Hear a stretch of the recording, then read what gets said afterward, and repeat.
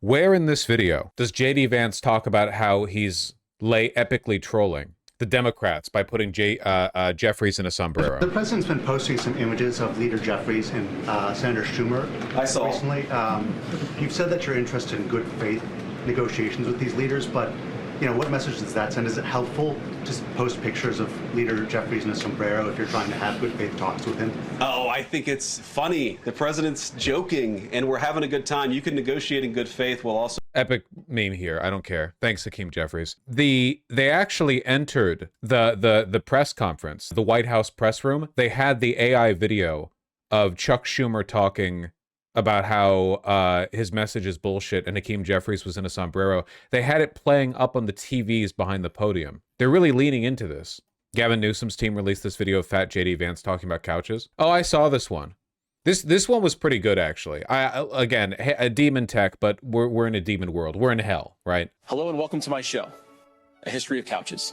I'm your host, JD Vance, and we've got a special episode for you today. Some artifacts shape nations, others shape desires, few shape both. The Chesterfield couch is one of them. Commissioned by Lord Philip Stanhope, the 4th Earl of Chesterfield, this sofa was designed for posture, elegance, and control. Deep button tufting, rolled arms, a back and sides of equal height. A design that did not merely support the body, but contained it. Once reserved for aristocrats, the Chesterfield spread into libraries, parlors, and now living rooms worldwide. But its allure has never diminished. There are rumors that I once had an... Leather couches are kind of mid. Actually, leather couches rock if they're actual leather, but none of us can afford an actual leather couch because that shit's insanely expensive. The quote-unquote leather couches you're familiar with, and I'm familiar with, because I've only sat in a real leather couch once, are made of plastic, which does not feel good. Counter with a Chesterfield, people exaggerate, twist the truth. But when you sit on one, you understand where such stories come from. The Chesterfield isn't just furniture, it's an experience, and some of us know that a little too well. Thank you for watching A History of Couches. That's great. Nobody likes Democrats anymore. We have no voters left because of all of our woke trans bullshit. Not even black people want to vote for us anymore. Even Latinos hate us. So we need new voters. And if we give all these illegal aliens... That one. You retweeted it? Oh, well, it should have been easier for you to find faster, huh? There we go. Jesus Christ. Put that in the thumb.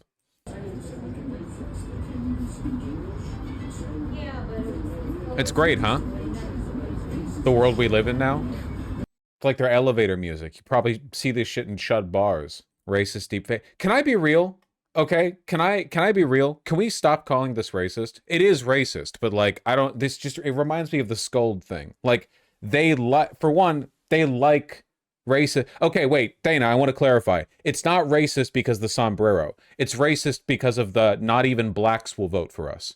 That's the racist part. I don't know why the sombrero is the racist part. Wearing a sombrero isn't racist, but why are we like, why even do that? Like, is that the problem with it? That the White House is being racist? The White House is always being racist. They're racist every day. Is that the noteworthy thing here? As the Trump administration insists it's serious about negotiating an end to the government shutdown, a pair of racist deepfake videos mocking Democrat leaders played on a loop in the White House briefing room for hours on Wednesday. On the sombrero thing, I mean, Hakeem Jeffries said it was racist, and I know that he said that, and I honestly don't even know what that means. Like, is he a Mexican-American that is offended by having a sombrero? Me either, buddy. I mean, I saw one of the major TV stations put the meme up and then say, this is AI generated. And he had like the curly animated mustache too. It's like, do you really not realize the American people recognize that he did not actually come to the White House wearing a sombrero and a black curly animation mustache? Like, give the country a little bit of credit. We're all trying to do a very important job for the American people. The President of the United States likes to have a little bit of fun when he's doing it, and I think that's okay. I'll take one more question. Just a bit of epic trolling, guys. Just a little bit of epic trolling. It's crazy shit like this works than the Democrats because the Democrats are so, like, socially illiterate. They're so bad at reading the room and understanding and keeping up with public culture, you know, like common culture. They don't have a response to stuff like this. You've said that you're interested in good faith negotiations with these leaders, but what message does that send? Is it helpful to post pictures of Leader Jeffries in a sombrero if you're trying to have good faith talks with him? Oh, I think it's funny. The president's joking, and we're having a good time. You can negotiate in good faith I'm while having a also good poking time. a little bit of fun at some of the absurdities of the Democrats' positions, and even poking some fun at the absurdity of the Democrats themselves. I mean, I'll tell Hakeem Jeffries right now. I make this solemn promise to you that if you help us reopen the government, the sombrero memes will stop. And I've talked to the President of the United States about that. Now, to your The response is a deepfake video where Schumer and Jeffries interview Trump about Epstein. Trump admits it all. Genuinely, a deepfake video of Trump just like sitting at Mar-a-Lago and talking about how much he loves little girls with Jeffrey Epstein would be the perfect response, Keep in mind, like, okay, right now, at this exact moment, the government is shut down. Not only is it shut down right as they were about to vote on releasing the Epstein files, but Mike Johnson, the House Majority Leader, is preventing the swearing in of Grijalva, the newest special election appointed Democrat Congresswoman, because she would be the final vote needed to bring it to the floor, a vote on the on releasing the Epstein files. Like, Mike Johnson is so afraid of the Epstein files getting voted on that he is blocking a congresswoman from doing her job in order to prevent it. Like, the Republicans are still conspiring to prevent the files from being released. It's basically it's like a 90-10 issue, man. Democrats, not just Democrats, independents and Republicans want the files released. Everyone wants the files released, except for like extremely hardcore Republicans and, of course, the politicians. So why aren't Democrats responding with that? Like, seriously, what stops them, down. This is a pure guess from the Vice President of the United States, because I think you already saw some evidence that moderate Democrats are cracking a little bit. They understand the fundamental illogic of this. Look, for years, every single one of us, we can remember Barack Obama on the White House lawn. We can remember Chuck Schumer. We can remember, Nancy Pelosi. For years, in Chuck Schumer's case, for literally decades, we've heard them say, you don't shut the government down over policy disagreement.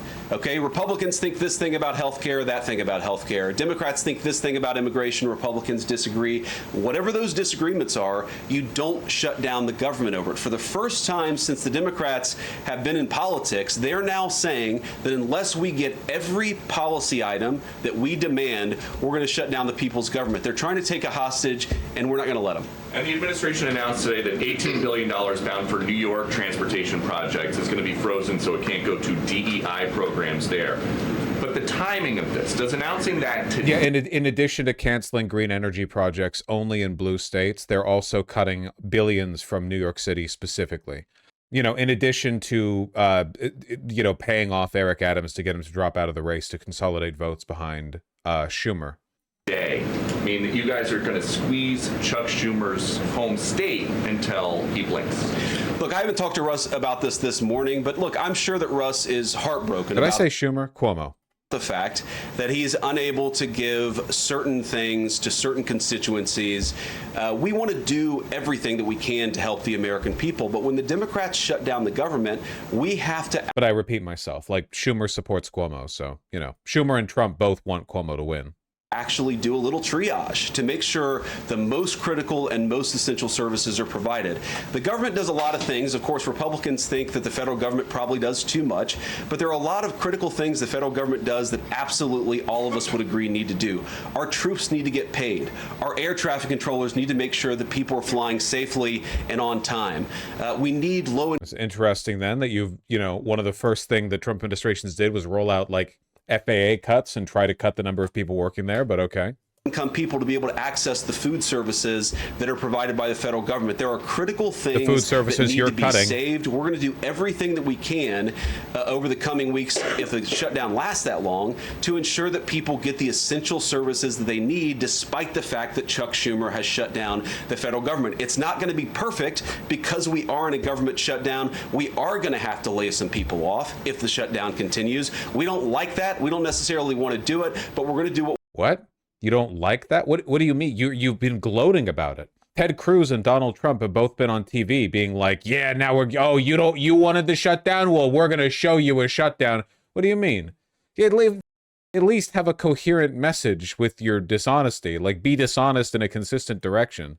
we have to keep the American people's essential services continuing to run. Thank you. Yeah. Thank you, Mr. Vice President, and thank you for being here. Yesterday, President Trump said, as a result of the shutdown, we'll be laying off a lot of people that are going to be very affected, and the Democrats, they are going to be Democrats. Has the administration asked agencies to target federal workers who they believe to be Democrats in these reductions of forces? We're not targeting federal agencies based on... I still think this is a lie from them. I still think that they don't actually want the shutdown. They're just not willing to budge because the optics of conceding to the Democrats at this point would be really bad for them with how much they've been swinging their dicks around. Oh, we'll fire federal workers. They've already fired federal workers. They can do it if they want. They're currently rehiring federal workers off furlough, basically having given them a paid vacation. Like, who are you going to cut? Sure, gut the federal government, man. That's your federal government. You're the one using it. Politics, we're targeting the people's government so that as much as possible of the essential services can continue to function. That is the question the president has asked the entire government is fundamentally, okay, we're in a shutdown. That causes some problems. The troops aren't getting paid. There's nothing that we can do about that while the government is shut down. But there are essential services that we want to make sure as much as possible they still continue to function. That is the principle that's driving us forward during this shutdown. It's going to continue to be the principle that drives us forward. But let's be honest, if this thing drags on for another few days or God forbid another few weeks, we are going to have to lay people off. We're going to have to save money in some places so the essential services don't get turned off in other places. That is the reality of the government shutdown that Chuck Schumer and the Democrats have. Yeah, the messaging gap between like this and say Mike Lee is crazy. But this is what they're doing. They're doing it deliberately. It's going to harm them because Russ Vought, the OMB director, has been dreaming about this moment, preparing this moment since puberty. Russ Vought has a plan, and that plan is going to succeed in further empowering Trump. This is going to be the Democrats' worst nightmare. All right, so and they can't get their messaging straight at all. Like, maybe this is one of the reasons why people blame Republicans for the shutdown, because J.D. Vance is talking to the White House press pool, being like, we don't want the shutdown is bad, we resent the Democrats for forcing it. And meanwhile, Mike Lee is like, we've been waiting for this, you're gonna pay now. Like the Joker, you know, like gleeful. It's all mixed signals. Yeah, in my mind, it signals weakness, mostly. That's the consistent message there, really. They're not engaging in any messaging discipline, you know? This is BS business mentalist shit, Vosh. The inconsistency is the point. They were a lot more prepared for the shutdown after Schumer flubbed the surprise shutdown thing, but they're still incompetent. They might be relatively prepared for it, but they have no messaging discipline at all. They have no control of their own people. Like, the Democrats are useless, but the Republicans are all just grifting content creators, right? Like, all these people are just looking for a clip. Mike Lee isn't saying this on Fox News because he's like working in tandem with the party to advance a message. He's saying it because he wants the epic-based red pill clip so he can show it off to his coolest Discord friends, you know? There's no cohesion there. They're all just, they're all monkeys with a sword, you know? Foisted upon the administration. So what did he mean by they're going to be Democrats? He said they're going to be Democrats. You've laid out a lot of the pain and problems that would come with a Democratic shutdown, and yet in the Oval Office yesterday, the president said that they don't care about messaging discipline. The point is to be incoherent. No, that's not the point. That's just a consequence of their lack of discipline. Coherence is actually really, really, really important. Do you think the Nazis would have benefited if half of the Nazi propaganda officials were saying that the Jews aren't actually bad, the Jews are just misguided or something? Like, do you think that would have aided them in their goal of committing the Holocaust and all the other crimes they committed? Probably not. Like, you need messaging discipline to get that fascist line across. They benefit in some ways from incoherence, but for the most part, they are hampered by the fact that all of their all their politicians are content creator wannabes. So why can't they give a coherent message? Because they're all content creator wannabes. a lot of good could come from a shutdown. That's a false equivalence. You did it. You fell into my trap. You said something annoying enough that I can just ignore you for an hour.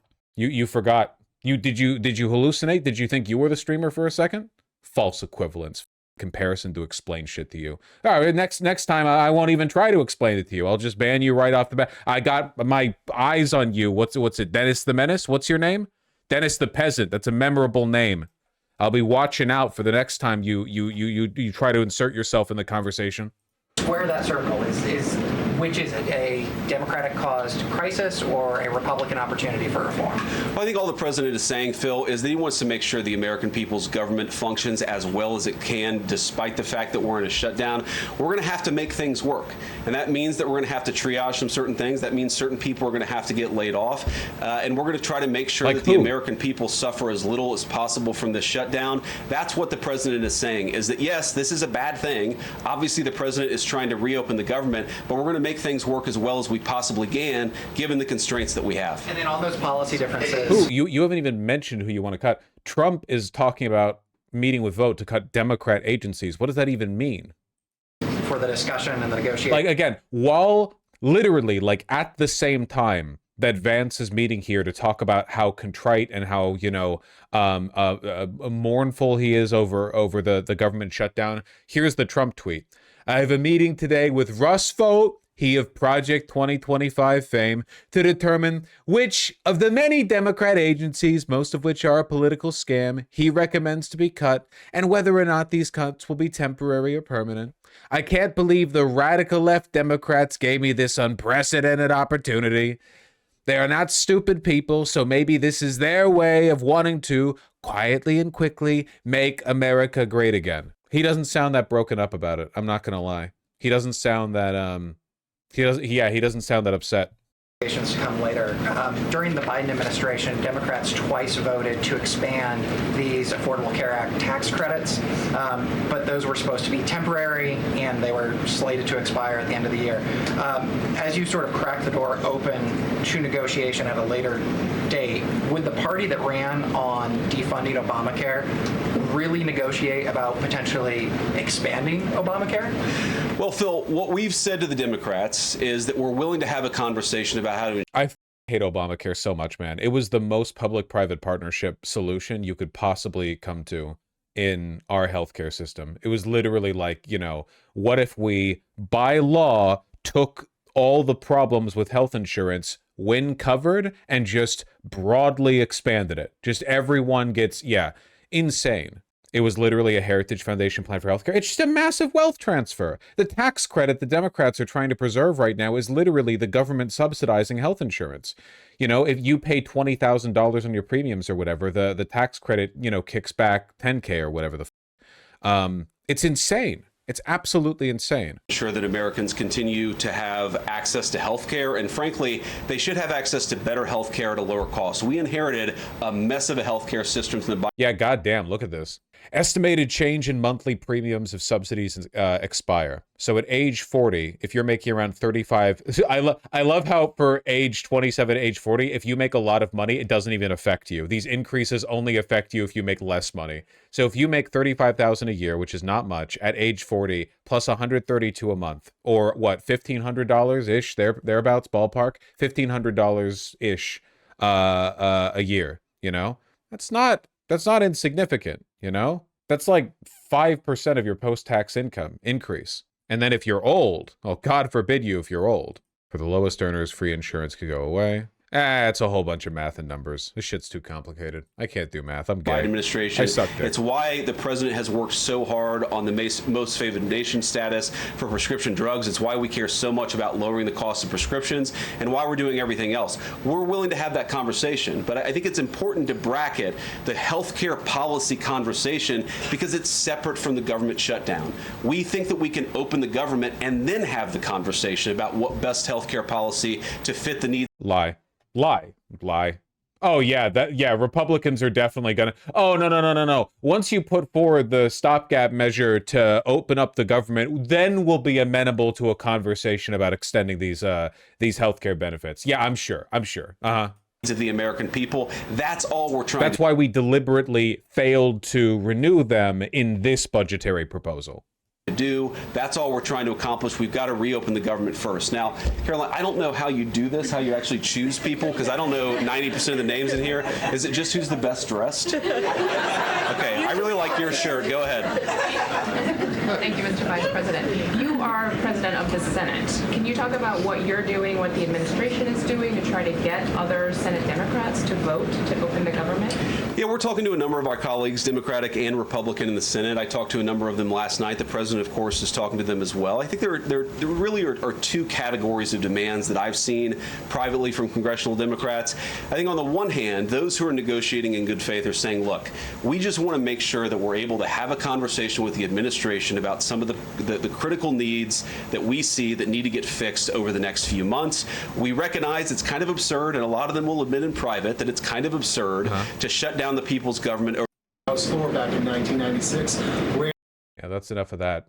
So from these Republicans then, who are so interested in ending the shutdown, I'm sure, you'd be surprised to hear that they haven't spoken with Jeffries or Schumer in a few days. The government shutdown, the spending talks stalemate here on Capitol Hill. Democrats so far not willing to bend on their demands for Obamacare subsidies to be extended and more. Here with me now is the leader of the Even this, by the way, is a concession to the right-wing narrative. You should be talking flatly about money. Just in all caps, the Republican version of this bill will make your shit cost more. You will pay hundreds of dollars more per month for your health care. God, I hate his face. Jeffries could be the most competent politician in the world, and he's not. He's exceptionally incompetent.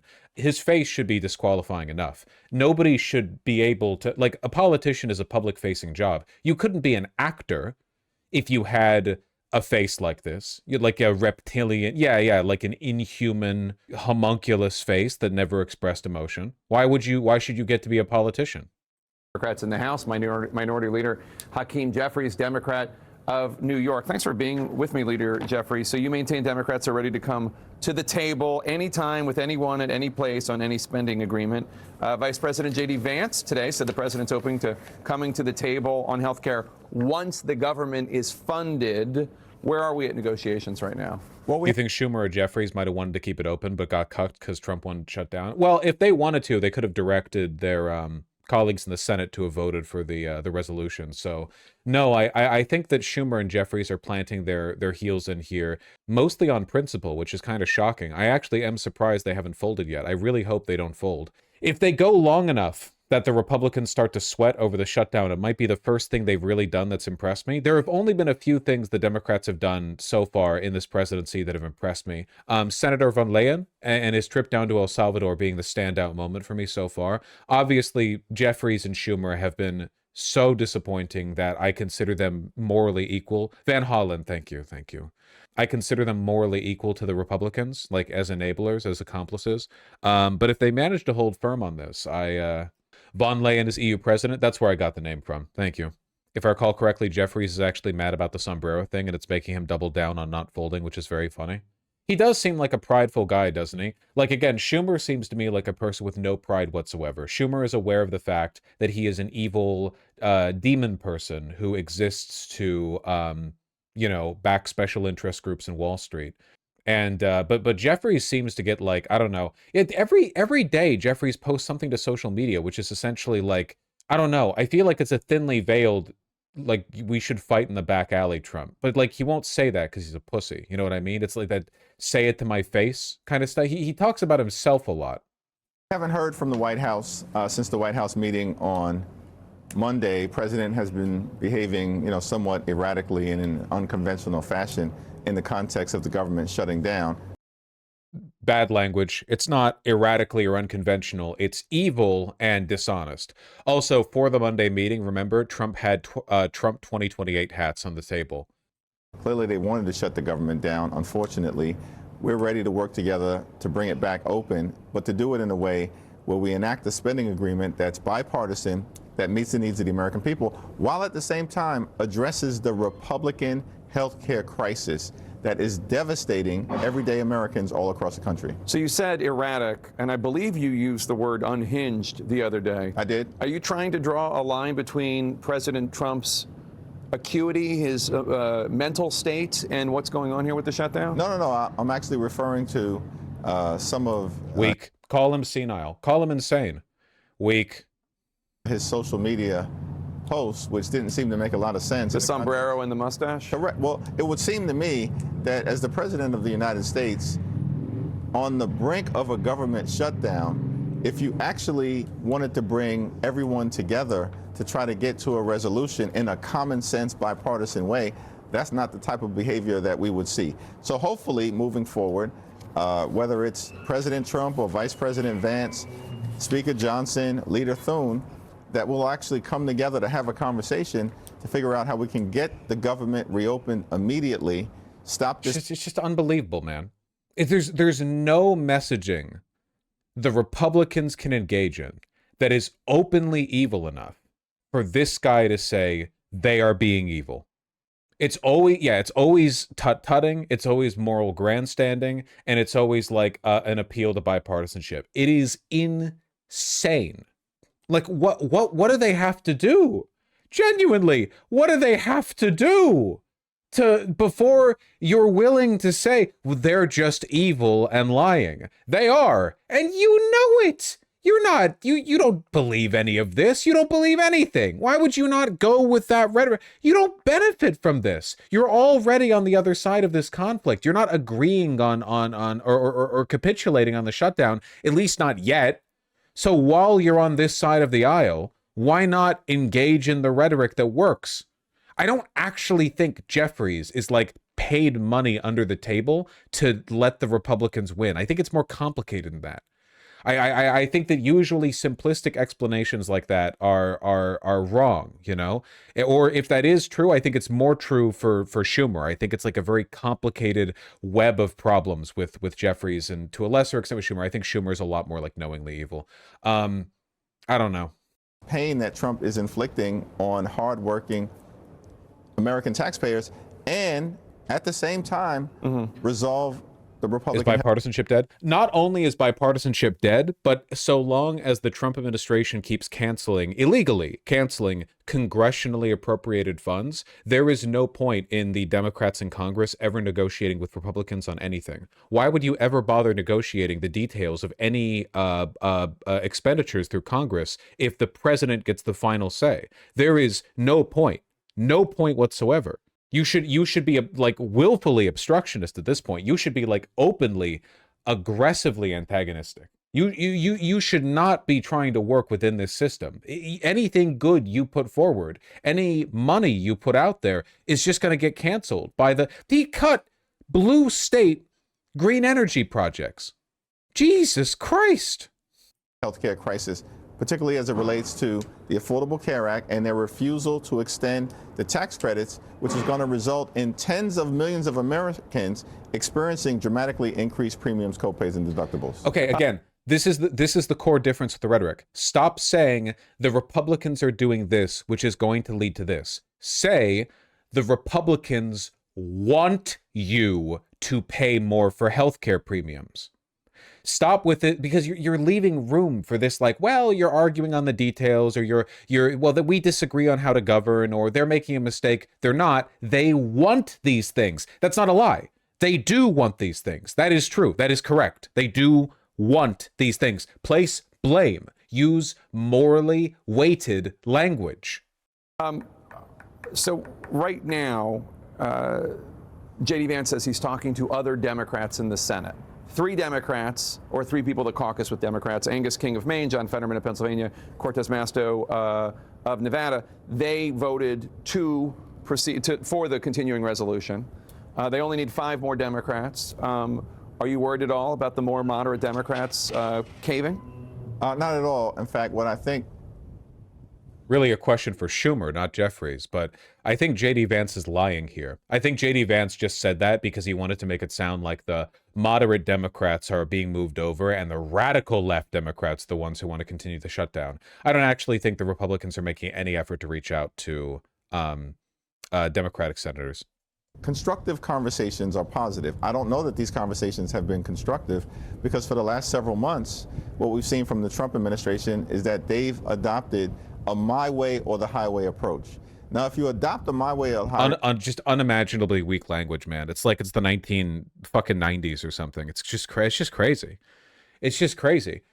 They're illegally, unilaterally canceling congressionally appropriated funds. They are choosing to shut the government down and shutting out conversation because they want it. They want maximal suffering. They want to kill people. They are killing people. Why do you talk like this? Approach, and then you drop on us a partisan spending bill that continues to gut the health care of the American people, then the reality is they are going to drive us toward the government shutdown. The partisan spending. No, they're not driving you towards the government shutdown. They're refusing to negotiate. You have offered to negotiate. They are objectively the ones at fault here. They're not driving you to do it. Is that the one big beautiful bill or the continuing resolution? Because the continuing resolution just funds the government at the current level. Well, actually, the continuing resolution that they have presented to the Congress is a partisan bill. House Democrats voted against it in March because it hurt veterans, hurt seniors, hurt children, hurt child care affordability, hurt housing affordability, and hurt health care, which is why we opposed it. You're saying that Chuck Schumer then voted for a Republican partisan bill because he voted for that. So did 9 other Democrats in the March. Well, Chuck Schumer did explain his views on the merits of that bill at the time. Yeah, when he backstabbed the Democratic Party. When Jeffries, to your credit, you led the Democrats to vote against that bill, and then Schumer randomly caved right before the vote and whipped just enough Democratic senators to get it through. It turns out having like a weak, inconsistent party leadership actually looks really, really bad when you're, you know, critically examined. I don't think he ever disputed that there were challenging parts of that legislation. The partisan bill is the one that's before us now. Also, by the way, there's a huge difference, and I don't know why Tapper's lying here. That was an immediate stopgap, keep the government open bill. This was a set of budgetary proposals that the Republicans knew the Democrats weren't going for, that they tried to ram through, knowing they didn't have the votes, and are refusing to negotiate with it with the Democrats. Also, here we're talking about like the continuation, the extension of tax credits. You know, we're talking about like a broader set of budgetary concerns. It's not just a little stopgap. A bipartisan agreement on spending had actually been reached in December. Bipartisan majorities in the House and the Senate. Joe Biden signed it into law. Then President-elect Donald Trump blessed it as well. So let me ask you about a provision that the Republicans are talking about quite a bit. I know you want to talk about and Democrats want to talk about. Sorry, I don't know why I just asked the rhetorical question, why is Jake Tapper lying? That kind of answers itself. My apologies. Extending the Obamacare subsidies, which expire at the end of 2025. But they talk about the provisions, and it's right here, subtitle E, and this has to do with the repeal of healthcare subtitle changes, and specifically what it is. How they characterize it is you want to give health insurance to undocumented immigrants. I understand that's not really an accurate depiction, but what it does do is... It's a lie. It's a lie. But what... Thank God. Thank God he said that. It's the lowest possible bar, but thank God. You support does bring back funding for emergency Medicaid to hospitals, some of which does pay for undocumented immigrants and people who don't have health insurance. And also there is this provision, and it's not about undocumented immigrants, it's about people with asylum seekers and people with temporary protected status, et cetera, but about their ability to get Medicaid. So they're non-citizens, they're not undocumented, they're not illegal.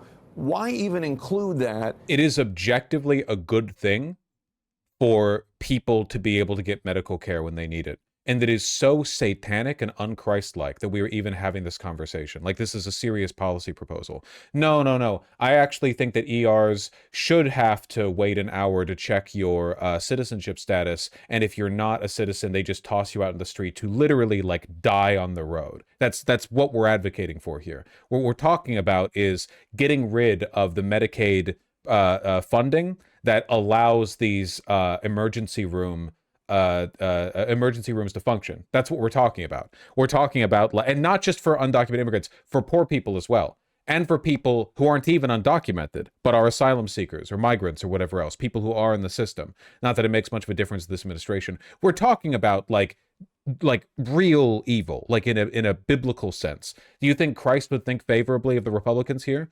A guy has a gunshot wound in the stomach. The doctors wait an hour to treat him to see if he's undocumented or not. He is undocumented. They literally throw him out into the street. That's what they're talking about. in a bill knowing that they're going to seize right upon that and use that to message. I understand that when you retake the House, you can get whatever you want passed. But at this point, well, what we're doing is fighting to protect the health care of the American people against the... I wish Democrats would engage in this kind of moralistic language, man.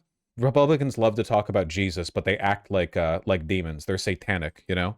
They never actually do this. I don't know why. Like, you don't even have to, it's not even about the religiosity. It's just like they're so obviously satanic. It's not, I don't know. Just see, yeah, it's a layup. I just a little bit of moralizing language, please. I beg of you.